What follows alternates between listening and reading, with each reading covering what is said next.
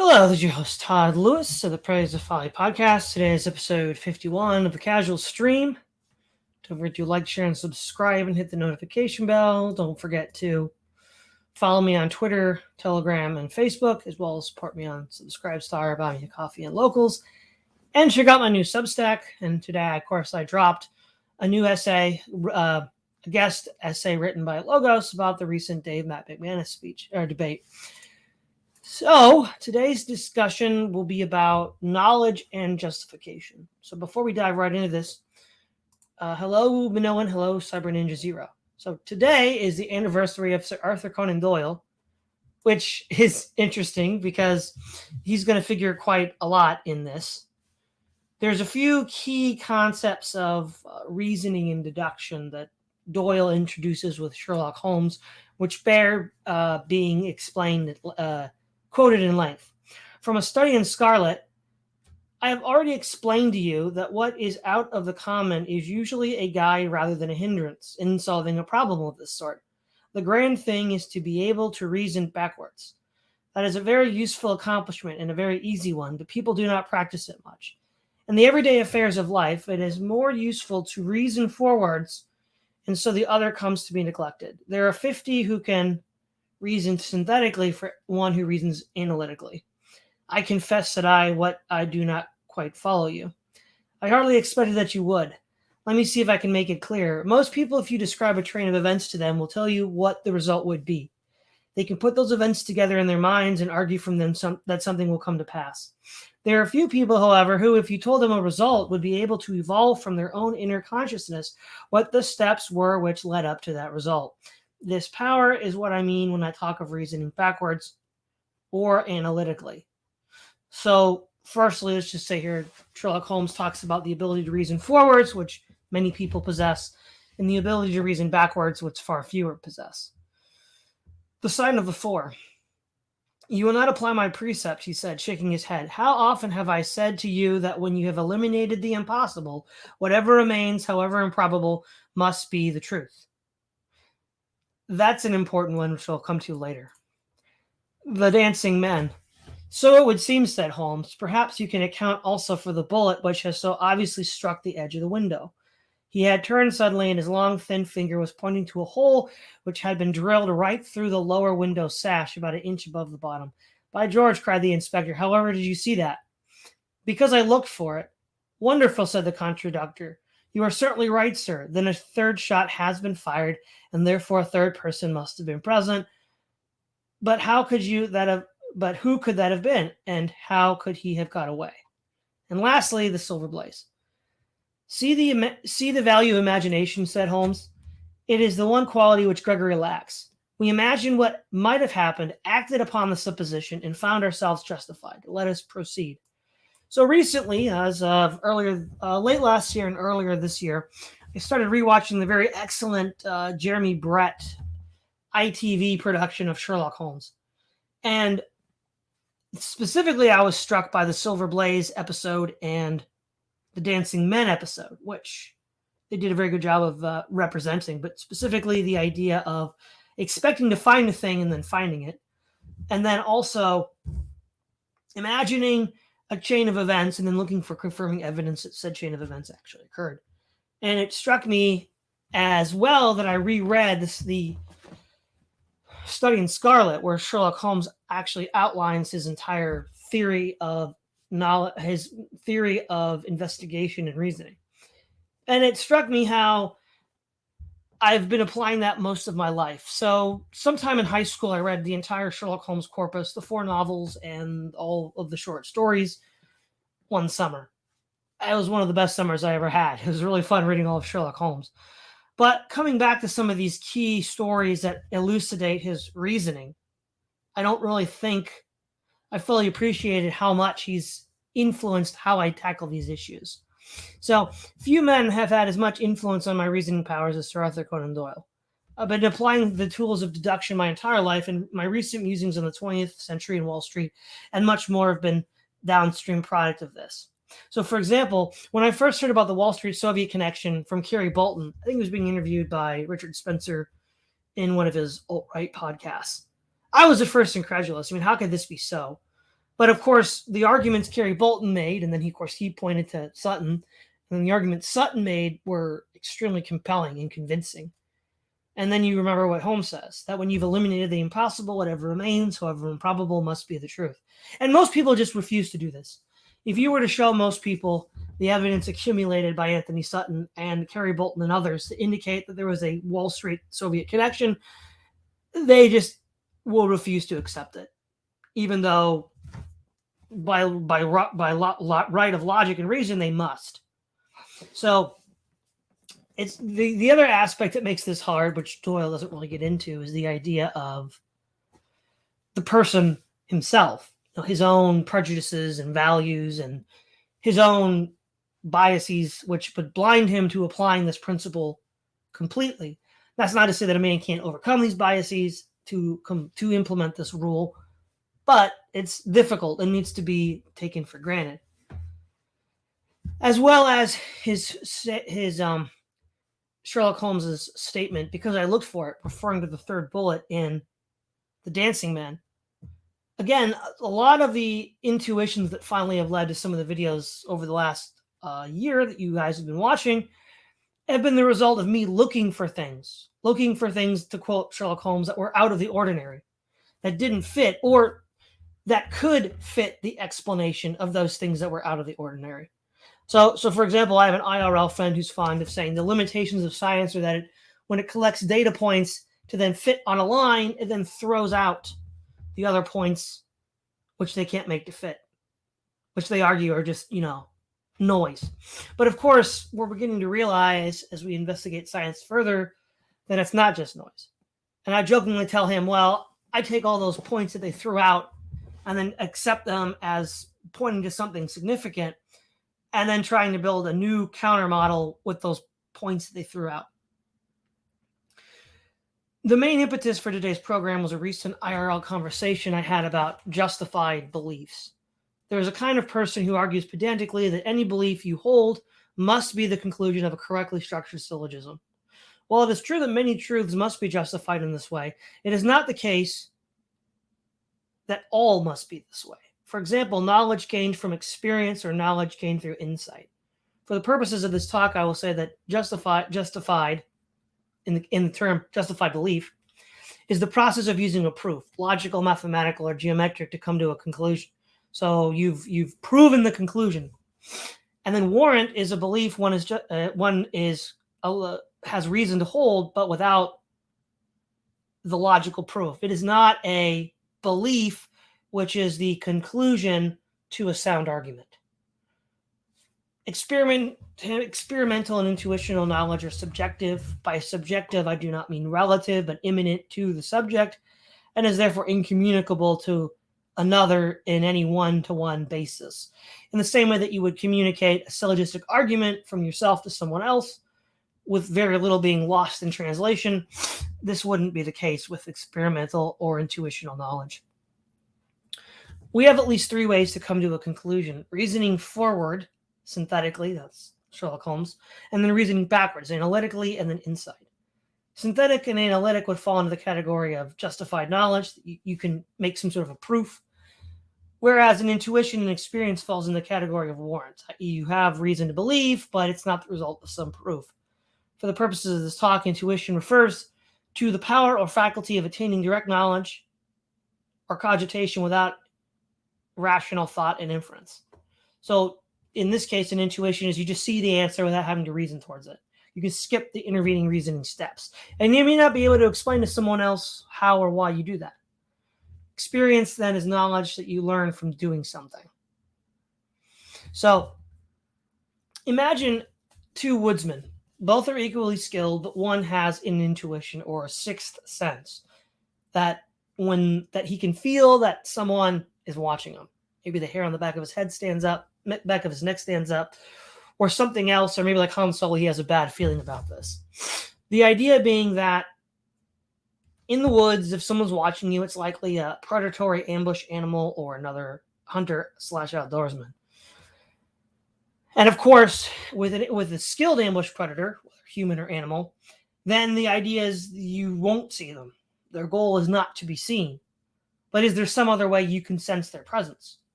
And I think that's what we would call the sixth sense. That outdoorsman would be far more likely to survive in nature than the other. And then furthermore, imagine that some non-expert, some non-outdoorsman gets lost and meets up with our intuitional sixth sense outdoorsman. He would be extremely pedantic and unreasonable for him to then demand of the outdoorsman, give me some sort of rational justification for your belief that we are in danger. No, you would say, okay, you know more about the situation than I do. What do we do? Now, then we could say, oh, well, maybe this guy has a reputation for being an outdoorsman and he's been right many times before. So you, this non-expert, have reason from the reports of prior experiences to trust his instincts, his insight. True, but he need not be able. Let me put it this way. If you have a belief that you're in danger, which motivates you to act to leave, this particular man does not need to have a pattern of behavior to warrant his action. The very first time this outdoorsman ever had this intuition and this feeling, he would have been completely within his rights and reason to believe that feeling of danger was warranted and therefore should be acted upon by leaving. Because if he didn't, he would die. And we all know this, and we can multiply this example many, many times over. But again, there's this ridiculous pedantry that no, we have to rationally, syllogistically justify all of this. And if the truth that I am in danger because, I have this bad feeling about this can't be put into a syllogism, then it's not true. Well, see how far you'll get on the high seas or in the wilderness with that kind of an attitude. We can furthermore add to this by imagining two men. One man who has read everything that there is to know about sailing a ship. And blindfolded, he could walk from prow to stern of the ship and tell you what everything does and what each member of the crew is supposed to be doing. And then imagine a sea captain who's been at sea for 30 years. Which one would you hire to pilot your ship? We all know it's the man with 30 years experience, but why? Even though from a merely technical point of view, both men have equal knowledge of the management and running of a ship. This is often called, like in older literature, book learning. They might say, oh, so-and-so just has the book learning, but he doesn't have the actual practical skills or the practical knowledge. Oh, well, it's because the sailing savant who wrote all the books still lacks some kind of knowledge, experience. Experience itself is a kind of knowledge, which is sort of tied into the broader philosophical argument about qualia, which is the idea of conscious experiences being a source of knowledge and not being reducible to any sort of physical state. So, for example, does the sea captain with 30 years of experience have more knowledge than the man who just read books? Well, we all intuitively know yes, but it's difficult to explain how if we don't accept the necessity and importance of intuition and reasoning skills, which, again, there's a strong pull from certain circles, whether it's the scientific community or certain philosophical traditions like the analytical school of philosophy, to just not do this. But of course, they themselves do it, right? There's people that will say, well, they trust their instincts or they trust their intuitions, even if, from their own philosophical grounding, they don't have any justified reason in doing so. So we can say that because what'll often they'll say is, well, these are feelings, right? And then you have the counter reaction with like the romantics in the 19th century and then say the hippies in the 20th, that feeling and emotion are truth. Now, it is the case that there is a kernel of truth to the idea that feeling contains truth. So if we argue that intuition leads to feeling, say a feeling of danger, this feeling leads to a belief, the belief that one is in danger, which in turn leads to action, vacating the forest or vacating the region, this, of course, is acceptable. So the kernel of truth in the idea that feeling is truth from hippie types is that some feelings contain truth, if these feelings are motivated by intuition. So then the question is, how is one to distinguish between those feelings which are distractions and illusory rather than those feelings which are the product of a properly grounded intuition? Imagine a wine tasting competition, which includes a man who with 30 years of experience and is able to tell the vintage, region, and the grapes from which the wine was made just by the taste of it, and the new guy who has no experience.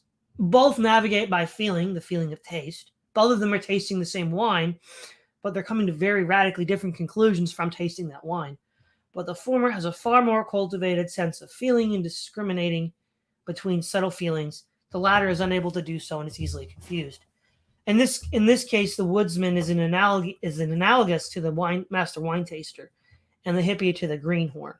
So the idea is that how does one register the intuition? Well, it's usually registered through a feeling, some sense of feeling. In this case, danger, but it doesn't have to be danger. It could be any number of feelings.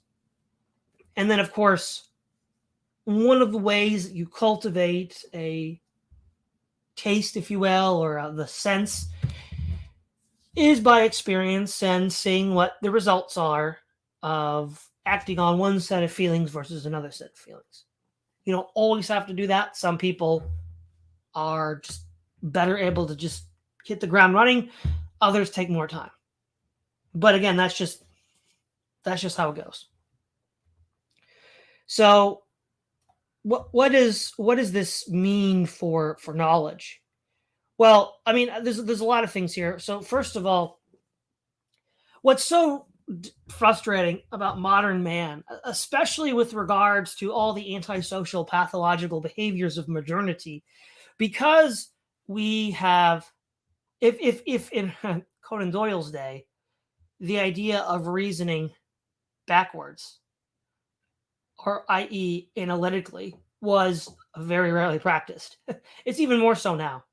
And this inability to reason backwards allows for all sorts of nonsense to go undiscovered, right? I mean, we can imagine a whole bunch of, funny business, from unplanned pregnancies to, people having to embezzlement, to all sorts of things, where it's like, well, geez, I don't know. How does this happen? Well, they don't have the ability to reason backwards, right? I mean, I guess coroners still have to have that ability. You have to be able to identify cause of death for a corpse, but it leads to a kind of magical thinking where if you can't reason analytically, you think that things just happen magically because you don't, even when with a limited effort, it would be obvious what the chain of events were that led to this outcome. So that's why people who engage in a lot of self-destructive behavior keep doing it. Part of it is a intellectual fault of being unable to reason backwards. And a lot of people around them also have the same intellectual fault of the inability to reason backwards. Part of this is tied up in the idea that, well, there shouldn't be consequences for actions, which is a childish fantasy. But if you believe that, then that also warps your understanding of causality. And so you fail to see what is actually causing things. Or to put it another way, in terms of modern political discourse, and we look at how things are changing and shifting radically from even 10, 15, 20 years ago. What is the operant cause, right? So some people are going to say on the dissident right, well, maybe it's the long finger pointing blame game of, well, maybe it's the Jews, maybe it's the Protestants, maybe it's Christianity as a whole, maybe it's just abandoning Homeric vitalism, whatever. But you see, none of these explanations themselves are capable of explaining what we see. Or so, for example, too, and in the American political discourse, both right and left do this all the time, is they'll for their own real world problems in their own communities, they will then blame the other side. Even though they have no dealings with the other side, they don't know anybody from the other side, they spend almost their entire lives living amongst their own. So if you are having things not work out well for you, it's quite likely not the result of people you don't know or don't see or have no influence with, but the people you do. And it's just people just refuse to come to that conclusion. Part of that, again, is a intellectual failing of analytic reasoning. Analytic reasoning would tell you, well, the causal powers of these people far, far away. And I don't mean like, say, Wall Street bankers or the president of the United States or the deep state. They're different. I mean, just like, random people. Like, oh, if it weren't for those, that prejudiced racist uncle somewhere, then we would have like, a rainbow utopia. Ludicrous ideas like that. Well, if you're a progressive living in like an urban environment and you still have racial issues you're dealing with, it can't be the result of some, uncouth uncle that you only see once a year. Like, that's obviously not the case, but they refuse to come to that conclusion. So if we applied analytical reasoning correctly, we realize that most of the problems that each of these communities are dealing with are the result of the people that they live and interact with. But that itself isn't sufficient. You then have to ask, okay, well, what next? The next thing you have to come to is what individuals and institutions are large enough and big enough to affect everybody.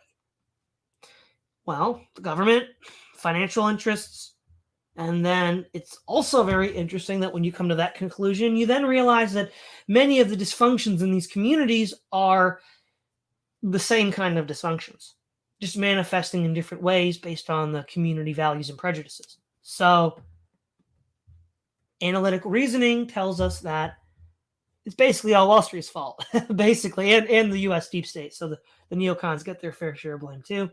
And technology, because all these costs that are imposed on us are imposed more or less equally with access to technology proper, which leads us to a correct understanding of the cause and effect of afflicting these communities. But people just don't reason analytically. And for that matter, they don't reason synthetically anymore either. Leading them through a conclusion from a series of premises to a conclusion is hard enough. So we've fallen a long way from Doyle's day. So it's extremely important to understand these reasoning methods and applying them in your own life and as a way to explain the broader world we live in. So that's, I think, the key insights that Doyle gives us with his stories of Sherlock Holmes. But then this idea of intuition and the idea that you can have warranted beliefs that stand outside the scope of any sort of rationalistic syllogism. What does that mean for us today? Well, the other thing that I think that means is when you have this sort of like, it's a supra-rational basis for belief. It's not a belief that you have because you've engaged through some sort of reasoning process. It sort of stands outside of any given reasoning process, since by definition, intuition is that belief, which is true, that you have almost just innately without having to go through the steps of cogitation. So that's very interesting, because what that shows us is that there's a kind of knowledge which stands outside of the problem of the infinite regress of epistemological justification, which is one of the problems that the philosophy of foundationalism was trying to solve, right? Because you have eventually an infinite regress of a proof for the proof for the proof for the proof. Where do you stop? How do you cut the Gordian knot? Well, part of the problem is the framing of the problem itself, because there are knowledge and truth outside of this category altogether, which they just tend to ignore, except when they don't, which is annoying. So in that case, what we have is, what I offer is that intuition is a way to escape the infinite regress, because it stands outside, over and above this whole process of epistemological justification.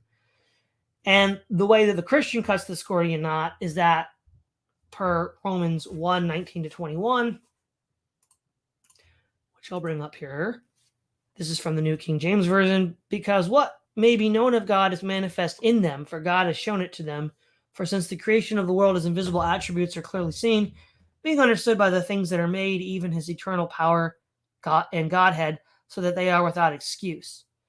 The idea being that there's some sort of innate idea, intuition, implanted in men that God exists. And from that, so right, Descartes in his Cartesian doubt he tries to reason himself to the fact that God exists and that, well, God is omnibenevolent, so we're not going to be deceived. We can trust our senses. Now we have a foundation to work from. So Descartes correctly understood that we needed a foundation to work from that was over and above and outside of this reasoning process, which was God. But he tried to reach God through this process, which again, in modern times, we see leads to an infinite regress. So how can we justify this as a warranted belief? Well, what I would argue is it's warranted because, like all other intuitions, we know it when we see it in other things, say where the stakes are lower. We're not talking about God and the nature of the universe here. We're just talking about like staying alive in the woods or staying alive on a ship. You don't get to be a 30-year-old sea captain unless you have instincts that you follow. That how often have we heard it doesn't lead me wrong. And, it usually doesn't. Now, granted, they have to, as they get older, there's an increased risk that they can't discriminate between the feeling of the inside intuition versus the feeling of just something else entirely, which could lead them astray, but that's another thing altogether. And this idea that we have this, for lack of a better word, hardware, preloaded hardware and software, Kant speculated about, and Chomsky more or less proved, was his theory of linguistics. And I would argue that what we call an intuition, what the Christian would call the intuition that God exists, is itself a part of that hardware and software. And so why move in this direction? Well, part of this, I think, undergirds the broader attack by the skeptics on intuition itself. Why is this kind of knowledge just completely ignored? Partly because this kind of knowledge is just the kind of knowledge that Calvin describes in the idea of the sensus divinitatis, the idea that we have this divine sense within us, which, if true, would be true in the same way that other intuitions are true. And so, in order to saw off the branch you're sitting on and going scorched earth, they attack all intuition, because as soon as you allow for intuition as a valid source of knowledge, you then open up a sphere of, for lack of a better word, competition for the battle of ideas, where something like the sense of the divine can be expressed in a reasonable fashion. Whereas if you don't believe intuitions at all exist, well, then it's just risible right out of the start. But of course, the claim that intuitions can just be dispensed with is itself risible, because we all know that's not true, and nobody actually lives like that. It's something that you hold to, I believe, for ulterior motives. Well, for two reasons you hold to it. You might hold to it for the reason that you're hyper-normalized to modern society. And modern mechanical society seeks to simplify things for the convenience of the engine, for the convenience of the managers of the system. And in order to function within the system and get resources, it behooves you to believe in this simplified, childish view of the world. So, yeah, you might want to reject intuition because machines can't really account. Well, machines can't use intuition. That's the point. That's the whole issue with qualia and philosophy and the nature of understanding and knowledge. And of course, if you believe that there is a supernatural realm, an immaterial realm, then yeah, you're more inclined to believe arguments in favor of qualia. Whereas the materialist is not, because he's already predetermined that. And the machine doesn't have intuition. We do. Arguably, even animals do. Sometimes animals just have that sense. For example, you can hear stories about war stories, right? Like from the World Wars or Vietnam, where men have a dog, and the dog always just seems to know when trouble's coming, and they follow the dog. So even animals, right? It's a function of biological organisms, maybe higher organisms, but machines don't have that. So that's maybe a less conspiratorial way. But then I think there's also a core of hardened individuals that also just don't want the divine foot in the door, to quote, I think it was Leonard Susskind. They don't want that either. So they'll just hack away at intuition. And this hacking away at intuition is also what has led to the devaluing of the poet, the philosopher, the seer, the visionary, because we just, through a diktat, said that these things aren't real. They can't be real, which, of course, is absurd. It's as absurd as the statements the Soviet government compelled their people to believe about the world. But, apparently this only happens in, Eastern countries like the Soviet Union and China. It couldn't happen here. It couldn't happen in the United States, the most advanced, sophisticated society in history. So, no, it couldn't be that. But let's also go back to experiential information. If we look at, say, geography, which is a field of study not often taught in schools anymore, along with a lot of other fields of study that aren't taught, there is an imminent practical utility to the knowledge of geography. One of the advantages that Native Americans and the American settlers had over the British, and I guess even before then the French over the British had, was that they understood the environment in which they were operating very well, and they committed it to memory, and in ways that we would find difficult today. And yet this is real knowledge that gives you a upper hand in a military sense that you can't just wave away as some sort of imagined reality. And yet most people today don't have that kind of knowledge anymore. In fact, today, I think a lot of people would question if that's knowledge, but it certainly is. And it led to real results. And you ask yourself, if you were a talented outdoorsman, like, say, a French trapper, an American settler, or a Native American, and you could read the land and navigate the seasons and deal with different kinds of wild animals, is that more or less knowledge than, say, someone who has, a university degree in engineering and can run a Windows operating system? And which is actually real knowledge? And it's this sort of war against intuition and knowledge of experience. So the difference, I guess, between intuition and experience in this sense is that intuition is something you just have. Experience is something you learn. But in either case, the truth of the belief that you have is not the result of steps of reasoning in a syllogism. Not that there aren't beliefs that you should come to by the correct application of a syllogism and the correct methods of investigation and intellectual inquiry as outlined by Sir Arthur Conan Doyle. Of course you should. But it just artificially cuts off a huge swath of things and makes it simpler. Arguably, this is the process of hyper-normalization, because it makes it simpler for the engineers and the technicians to run society, and it makes it easier for them to educate men to become cogs in the machine, or modem men, as I said in my earlier discussion about Elul and modem society. But it ultimately is breaking down. Okay, and this is why society is breaking down in just such the ways that we see it. It's breaking down because people can't reason at all, really, analytically or synthetically, but especially analytically. And because there's a lot of knowledge which is non-communicable, full stop. Either because it's an intuition that you either have or you don't, or experiences that have not been communicated because the mentorship, discipleship process broke down. So, and if you were to do that, you could begin to identify and address the problems that this country is dealing with. I mean, could you save the country? Probably not. It's too late. But the question is, how hard does the landing have to be? But we've just doubled down on this because reasons. Well, I mean, at a certain point, we have enough generations that have passed that don't even know what this is. It's an unknown, to quote Donald Rumsfeld, for many people.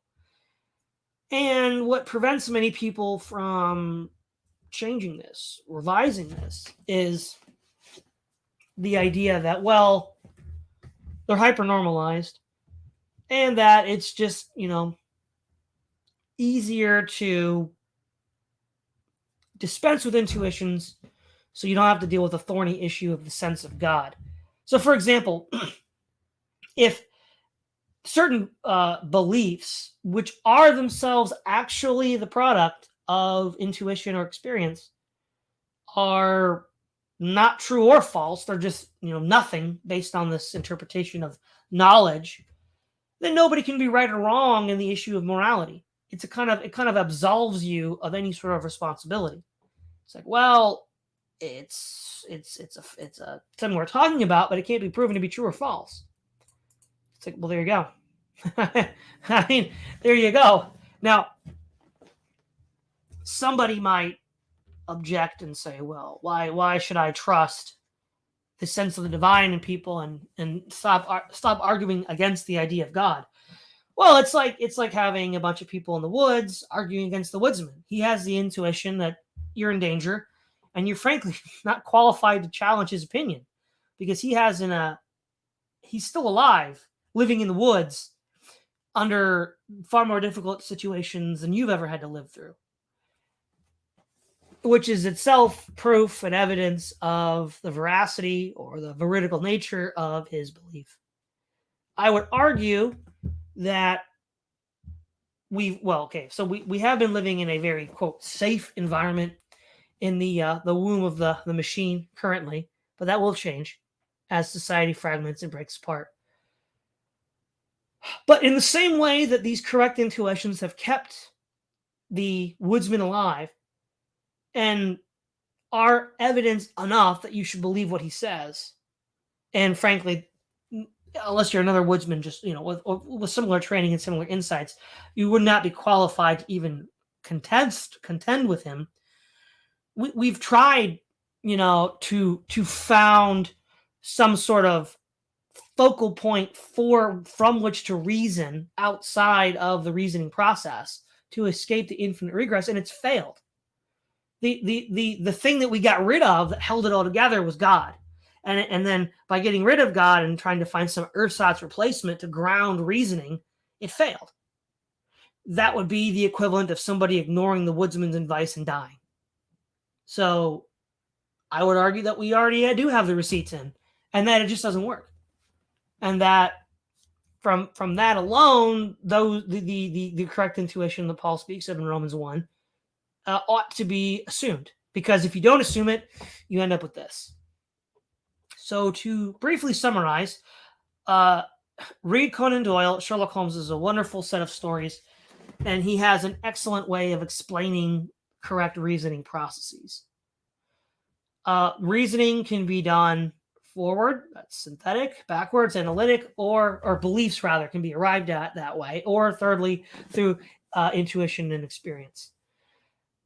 Okay, then the next thing is you can be justified in believing something if you can demonstrate it through a proof.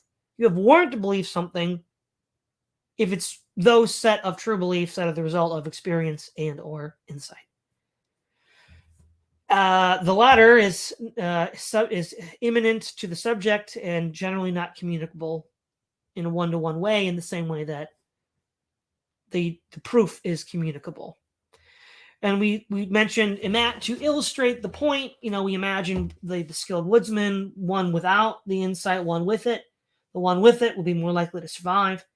The absurdity of arguing with the woodsman to give you a rational justification from the evidence that there's a predator nearby, or the sailor who, the one man who has complete knowledge of sailing but no practical experience versus the man who's a 30-year experienced captain. There is that thing there that adds more knowledge to this person than the other, but it's not communicable in this syllogistic way. This then leads to the way of cutting the Gordian knot of the infinite regress of proving epistemological justification for belief by stepping outside of the process and appealing to the intuition of the sensus divinitatis of God within man, which is explained as a sort of essential element of the hardware and software pre-installed and preloaded into the man, as Kant speculated and Chomsky proved with his linguistic theories. So that is tonight's discussion. Let's see what we have in the chat. We have Richie, Ori Samsonov, GF, Eugene Andrews. Hello. Minoan, there must be an IQ threshold where someone can't reason backwards. Possibly. Though, if IQ comes into play, I think it would be more the case that more complex chains of reasoning they couldn't do. Something simple, like 1 or 2 steps, I still think a relatively unsophisticated person could do. Jack Vance Kirkland, hello. Connor O'Hare, it's funny how academia nowadays pathologizes any intuition as biases. Oh, yeah, I hate that. That's why I hate academia. The American Pleb, good evening. Bing bong, this was great, Todd. Well, thank you all. And that's all I have for tonight. This is Todd Lewis, the Praise of Folly podcast, signing off.